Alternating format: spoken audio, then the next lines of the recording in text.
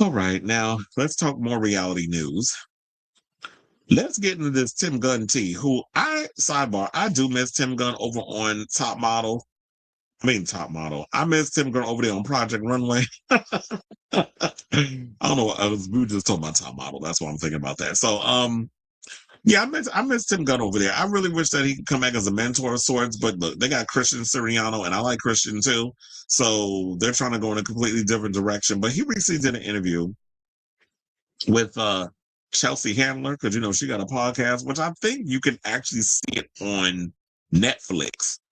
So he basically talked about why he's been celibate for over 4 decades. Now, former Project Runway judge revealed that he's been celibate for 43 years because of his cheating ex.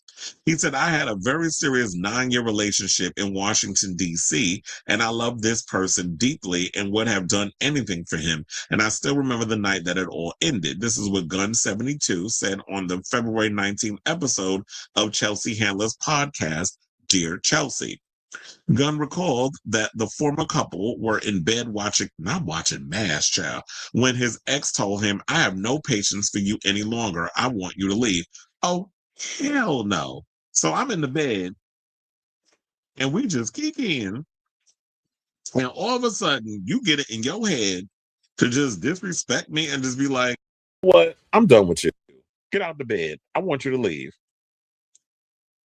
He said, I have my own apartment, but I have been living with him for years and I left. The TV personality said, I drove to my apartment on Rock Creek Parkway and I had to pull off because I was hyperventilating. I was beside myself with self flagellation and self pity, and it was awful. And that would really piss me off. And look, thank God. You still had your own apartment. See, that's smart. So any of y'all out there that's thinking about moving in with a significant other, keep your little apartment on the side just in case. Because I'll be damned when somebody tell me to leave their fucking house. You ain't got to tell me twice, bitch. I'll be glad to leave. I will never have let somebody have autonomy over me. Now, Gunn shared that his ex was also not his coworker, so he knew they had to see each other again. Saying one of the things that he told me that night was that he'd been sleeping with just about everybody that walked by, and I had been loyal and faithful to him. He was the only person I'd ever been with. And I hope and pray that you ain't getting no STIs from him. The fashion guru continued, the self pity then turned into completely unbridled anger because I thought he may have given me a death sentence. Of course, and I was tested every 6 months for 10 years for HIV, and thankfully I had a clean slate. But whenever I was even tempted to engage in something that could become serious with someone, all this would come back like Niagara Falls and it would just take the desire away. Gunn admitted that becoming celibate and someone who lives alone was a bit of an adjustment for him at first, but now he wouldn't have it any other way. Now, elsewhere on the podcast episode, he opened up about not being asked to be in the 2025 Project Runway reboot, calling the rejection devastating at first, but he said things happen for a reason, adding that he feels extremely lucky to have had 19 seasons on the show, 16 with Heidi Klum.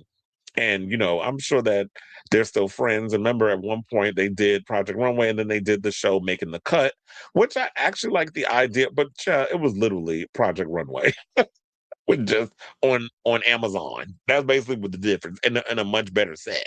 And set in LA, which doesn't work because the fashion capital, no shade, is in New York. So it needs to kind of have that New York vibe because you can't replicate that whole fashion thing anywhere else. But listening to Tim Gunn say this, I feel so bad, but I totally understand where he's coming from. It's like when you've been madly in love with that one person and they do something so devastating that it's just like, oh no, it's like I've never really gotten over that traumatic situation. So he continues whenever another guy finds interest in him and he re-traumatizes himself. But I'm sitting there like, you gotta get in a relationship. You don't want to just fuck. I'm like, let's throw them legs up to Jesus and go to Pound Town. Um, why would you want to? I'd be like, okay, now I don't want to get in no serious relationship, but trustfully, I'm gonna go out and fuck. But that would be me.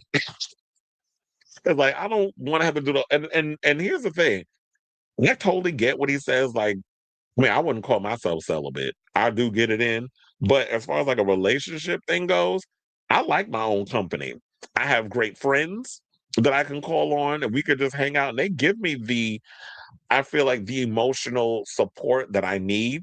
But as far as like sex, I don't want to get serious with somebody because it's like what you're not going to do is I give you my heart and I give you this, that, and the other, and you're going to stomp on it because you stomp on me, I'm going to stomp on you for real. And I'm not metaphorically speaking on it. So just know that up front. I fight. But no, I'm kidding. I'm not gonna put my hands on nobody because I ain't going to jail for no DV. But for the most part, I'd rather just, you know, if I want to go and have a friend with a benefit or just have sex or get it in, especially I think living in a metropolis like New York, you don't have to really get serious with people. And I know some people feel away with like, oh, nobody ever wants to get serious. Well, if that's your goal, then you go ahead and do that. But I think that a lot of times, I mean, there's different situations and levels to it where you could think like when it comes to some people they don't want to get hurt, and then there's some people that just have a lot of sex and don't want to commit because there could be some self-hatred deep down inside where they haven't come to terms fully with their homosexuality. They look at it as just, it's me to just get off. And once I'm done with that, then I go back to living my regular life. But that's different. With Tim's situation is he seemed like he's someone who is a lover, someone who falls truly, madly, deeply in love. And he got hurt by some low down piece of shit who he gave his entire life to and wasn't on the same page with him to commit that he was. Because he's like, if I'm in a relationship, we supposed to be monogamous, we supposed to be doing these things. But if you want to go and carry and have sex with other people, you could have at least come to me from the beginning and spoke about this. But you was a man enough to do it. And so now Tim is like, I'd rather just be alone than have to deal with some bullshit from another man. And I guess at 73, when you set in your ways, what else you gonna do? Right? Wait, let me double check. Oh, he's 72. I done had him one age up. So let me double check what the age was before I get off this. But yeah, so I say all this to say, what do you guys think of this story? I like Tim Gunn, and I always feel like everybody, if you want it, deserves love. But if he's set in his ways and he's content with where his life is, and I'm sure there's other things that give him that love and joy and things that he needs, and he doesn't necessarily feel he has to get it from a relationship in order to feel complete, then who am I to judge? So let me know what you guys think of this story in the comments down below.